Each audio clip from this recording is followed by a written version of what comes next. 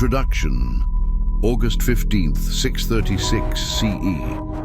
On the banks of the Yarmouk River, near the city of Damascus in Syria, two mighty opponents faced each other. They stared at each other with piercing eyes. In just a short while, the desert plains of Arabia would be stained red with blood. Vultures circled in the sky, waiting in anticipation. It seemed like an unequal battle because for every Muslim soldier, there were 5 heavily armed Roman Byzantine warriors. A general who had never lost a single battle in his life stood at the threshold of his most difficult test. Today's battle was not against an ordinary foe, but against the mighty Roman Empire, a superpower that had ruled the world for over 800 years. I am speaking of Khalid bin Walid, the unstoppable general. In the Battle of Uhud, it was his singular brilliance that led the Muslims to defeat against the army of Mecca. Over time, he had become the undisputed leader of the Muslim army. The battlefield was set between two supremely confident opponents. The air grew tense. The war drums began to sound. A Muslim soldier rode forward on his horse and shouted, "The Romans will be destroyed by my thunderous strike today." The Battle of Yarmouk. And with this began a battle that would change the course of world history. The Battle of Yarmouk. At that time, the Arabian Peninsula was shrouded in darkness. In this global context, the light of humanity was brought by Prophet Muhammad, PBUH, to a nation considered irrelevant. His message was not for a single nation or group, but for all of humanity across the world.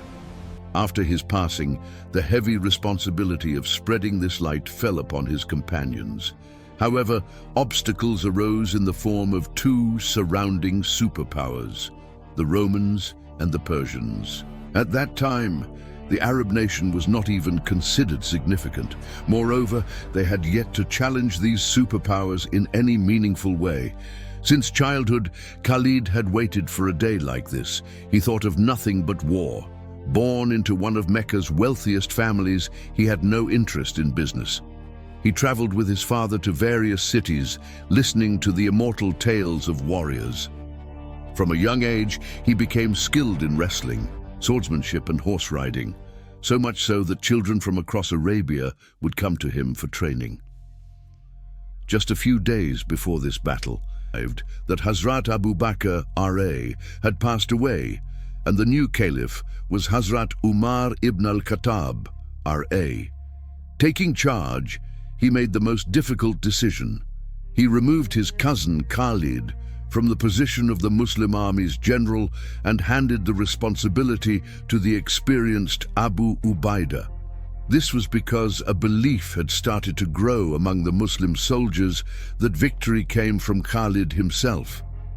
Umar ibn al-Khattab, R.A., reminded everyone that victory does not come from Khalid, but from Allah alone. It was not that Abu Ubaidah was unqualified to be the general, but he himself knew very well that, in terms of war leadership, there was no one in the entire world equal to Khalid. During the siege of Damascus, Caliph Umar kept his decision a secret. He informed Khalid only after Damascus had fallen. Naturally, Khalid ibn Walid, undefeated in every battle, was stunned by Caliph Umar's decision. Though surprised, he quickly composed himself and accepted his position. As a general, Abu Ubaidah was extremely cautious. As a result, even with Khalid by his side, the pace of the Muslim army's campaign slowed down significantly. Despite that, the bearers of the Green Banner advanced and conquered the city of Homs in Syria. It was March 636. By then, the Muslim army had already heated up the surrounding situation. Within a few months, they would have to face a decisive and bloody battle. Byzantine Emperor Heraclius was now truly worried. To stop the Muslim army, he built a massive and formidable force, combining Rus, Slavs, Franks, Greeks, Romans, Georgians, Armenians, and Christian Arabs. On the other hand, the Muslim army had been scattered into various groups across different locations. Amr ibn al-As was in Palestine, Shurabil was in Jordan, Yazid was in Caesarea, and Abu Ubaidah and Khalid were to the north in Emesa. Heraclius wanted to exploit this division within the Muslim army. Another thing preoccupied the Byzantine emperor's mind. The Muslim army was not just fighting the Byzantines, but also the Persians. Heraclius turned the enemy of his enemy into a friend. He married off his daughter to the Persian emperor Yazdegerd III. A friendship was thus formed between the Persians and Byzantines. The two enemies, who had fought each other for 1,000 years, united out of fear of a rising new power. Heraclius' objective was simple but strategic. He wanted the Byzantines to attack the Muslim forces on the Syrian front, while the Persians launched their attack on the Persian front. This way, the Muslim army would not be able to move troops from the Persian front to the Syrian front. Moreover, the Muslim army would be forced to fight on two fronts simultaneously. On the other hand, Hazrat Umar ibn al-Khattab turned the tables. He sent a proposal for a ceasefire to the Persian emperor Yazdegerd. The purpose was to delay the possibility of war with the Persians as much as possible, and he succeeded in that. On the other hand, the massive Byzantine army began advancing from Antioch and northern Syria toward the Muslim forces. However, the Muslim forces had already learned of Heraclius's plans through captured Roman prisoners. Upon learning of the plan, Khalid ibn Walid quickly realized that if the Byzantines managed to isolate the Muslim forces, defeating them would be difficult. After much thought, the strategist Khalid called for a council of war. There, he proposed a decision that would become truly historic. He advised Abu Ubaidah to gather the Muslim forces from Palestine, northern and central Syria into one location. The scattered Muslim armies now had to unite and fight as one. Khalid's intention was to retreat temporarily, regroup, and then launch a stronger attack. From the Byzantine perspective, it would appear as though the Muslim forces were retreating. However, even in retreat, the subsequent Muslim attack would be far-reaching. Moreover, if they did not retreat, being isolated against the Byzantine forces would cause the Muslim army to be crushed like dust. Therefore, if stepping back temporarily could lead to a better outcome, it was worth it. It would allow them to advance with even greater strength later. Khalid gathered the Muslim forces near the Yarmouk plains close to the Golan Heights. With nearly 24,000 soldiers, Khalid ibn Walid set foot on the plains of Yarmouk. Although Caliph Umar, R.A., had initially placed the army under Abu Ubaidah's command, at this stage Abu Ubaidah handed full responsibility to Khalid ibn Walid. General Vahan arrived at Yarmouk and saw that the opposing forces had camped on the eastern side of the battlefield. Khalid ibn Walid had already reached there and established his camp in a strategically advantageous position. As a result, General Vahan was forced to set up camp on the western side of the battlefield. The reason the Byzantine forces were forced was that the location was quite troublesome. Setting up camp there meant that the sun would glare in front of Vahan's forces from morning till noon. This was painful for their eyes. On the other hand, the Muslim forces could see Vahan's army clearly without any such difficulty. The trouble did not end here. Behind Vahan's camp was a deep gorge. On the other hand, at Khalid's side of the camp, Caliph Umar ensured a steady supply of soldiers and weapons in small groups every day. Somewhat stunned, Vahan realized that if the Muslim numbers continued to increase this way, their situation could become precarious. Even their numerical advantage might slip away. Vahan, therefore, summoned Khalid. He hoped to negotiate a resolution. However, the arrogant Armenian general Vahan addressed the Arabs as a destitute, starving and barbaric Bedouin community. He said to Khalid, "I will give you some food and gold coins. Just move away from the Roman borders." A calm but firm Khalid replied, "We did not come here for food. We came to invite you to Islam. We came to deliver a message of peace. But if you reject peace, war will be inevitable." And you will face an army that loves death as much as you love life. Vahan, enraged, replied, "Armies far stronger than yours have been defeated by us. We will crush you." Without further argument, Khalid returned, for enough had been said. August 15th, the first day of battle. Vahan's army was strategically divided into 4 parts. On the far left was the Slavic army under the command of Kanatir. Next to him was Jabalha, commanding the Ghassanid forces. Then came Dajan, leading the Armenian command. And on the far right was the experienced Greek army under the command of Gregory. Under him was the last of the Macedonian command. In the front stood archers, while behind them stood the heavy cavalry mounted on horses. On the other side, Yazid's army stood opposite Gregory's forces. Abu Ubaidah faced off against Dairjan, Shurabil faced Jabalha, and Amr faced Kanatir. Behind them stood Khalid ibn Walid's reserve forces, ensuring he could quickly move to any position where help was needed. Everyone was ready. An Arab soldier stepped forward, throwing his shield aside as he advanced. Several Roman officers came forward to challenge him, but within minutes, each Roman warrior was cut to pieces. Then 2 more Muslim fighters stepped forward, and many more Romans continued to lose their lives. Seeing this, Vahan ordered his army to advance, and a fierce battle began. On the first day, Vahan sent 1/3 of his forces into the attack. Although neither side suffered significant losses, the Romans were astonished at the Arab army's determination. At the end of the day, Vahan's army withdrew. The entire night was spent planning for the next day's battle. Day 2. Before the morning light broke, the Romans launched an attack for battle, aiming to ambush the Muslims while they were busy with Fajr prayer. However, Khalid knew this very well. Khalid himself had followed this same strategy during the Battle of the Trench, but it hadn't worked then. In the same way, Khalid had arranged the battlefield this time to ensure that they wouldn't face any surprises. The Roman soldiers now attacked with full force. The weakest position was on the far right, where Amr's army stood, so the Kanatir forces attacked there with all their might.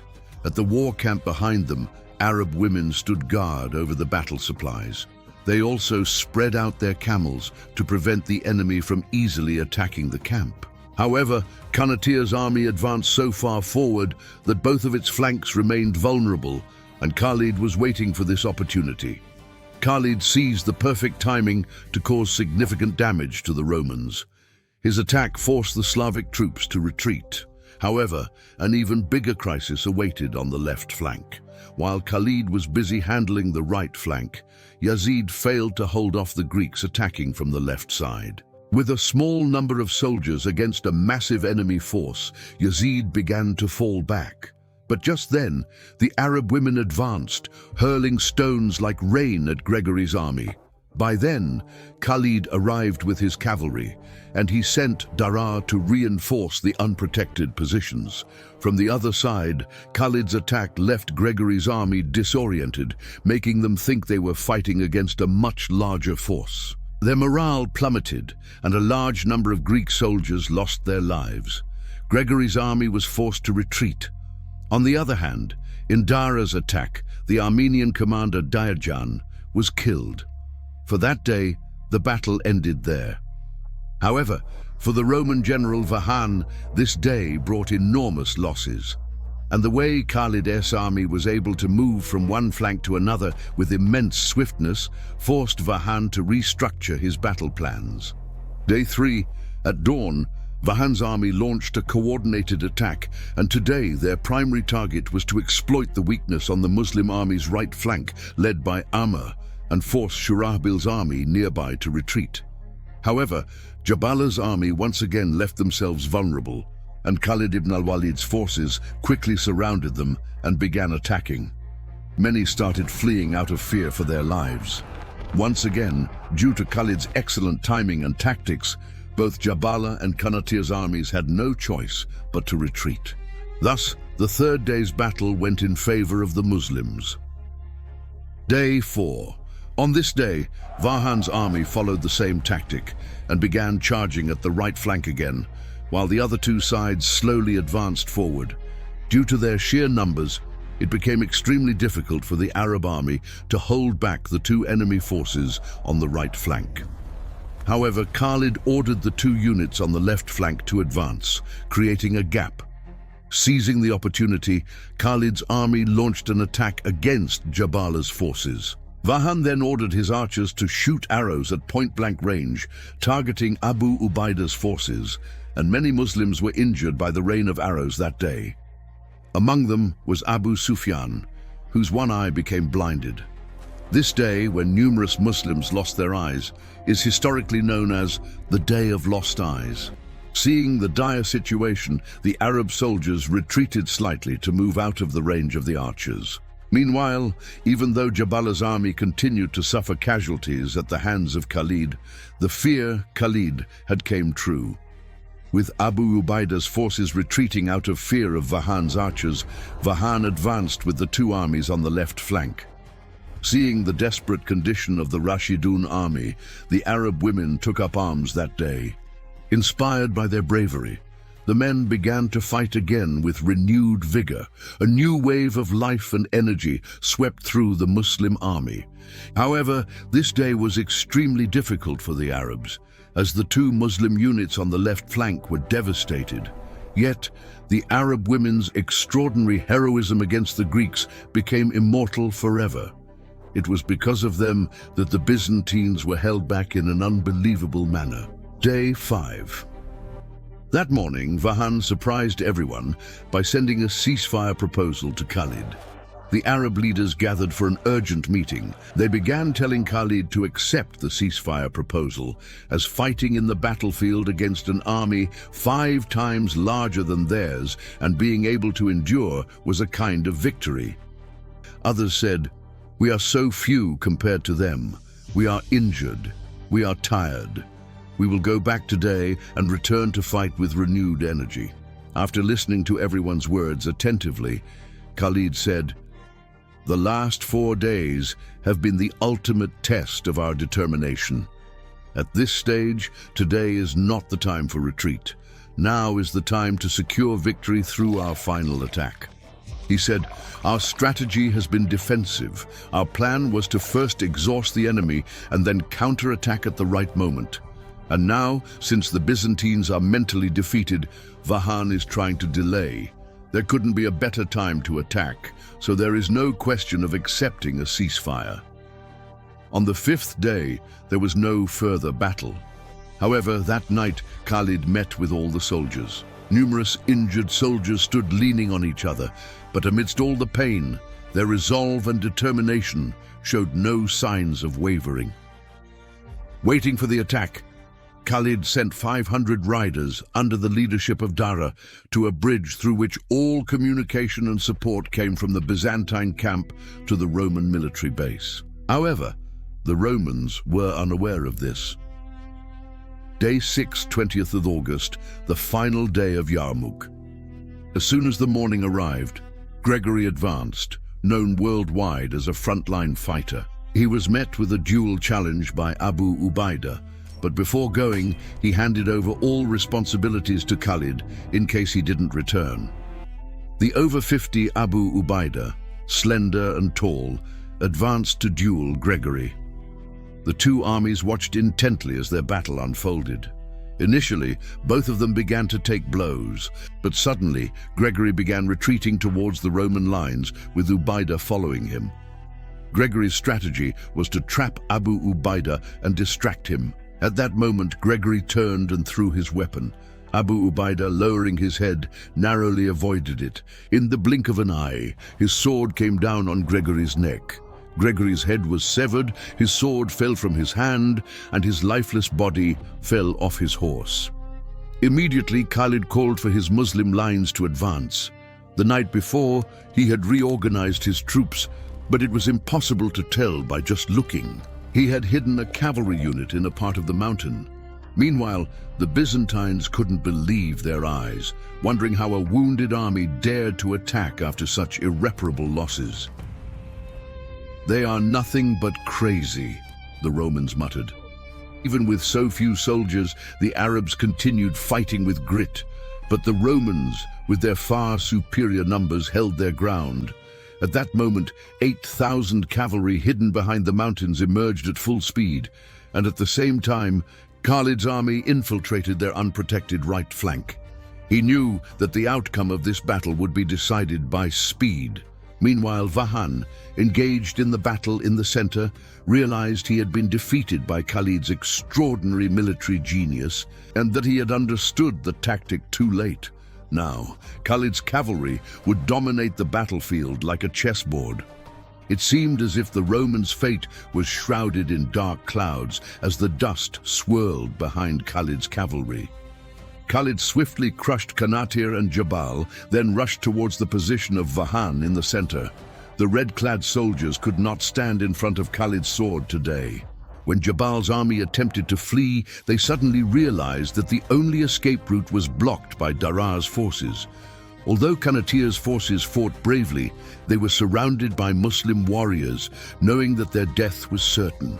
Soon the Romans began fleeing in confusion to save their lives, and the hundreds of thousands of Byzantine soldiers lost all sense of direction. Many fell into deep ravines or lost their lives while trying to escape via the river. The rest were left hopeless and lost. Yet the Muslims did not stop their attack. Eventually, the commander Vahan was killed. Half of the massive Byzantine army's forces were killed by the Muslims. However, the losses for the Muslims were relatively small, with only a few thousand soldiers lost. Khalid stood for a prayer of gratitude. Today, the Muslims achieved victory in one of the greatest battles in history, making Khalid immortal. Armed and equipped, Romans thought they would not only defeat the desert Bedouins, but crush them. But they did not know they were fighting against the greatest military mind in history, whose battle tactics are still studied at the world's renowned military academies. Just as Khalid bin Walid turned the tide in every battle, the Battle of Yarmouk was a game-changing event in world history. In just 6 days of the Battle of Yarmouk, the Byzantines' downfall in Syria and the Levant began. However, this was not the end, but merely the beginning of the overall collapse of the Byzantines. With this victory, the term superpower was added to the Muslims. Due to his leadership in this battle, Khalid ibn Walid is considered one of history's greatest generals.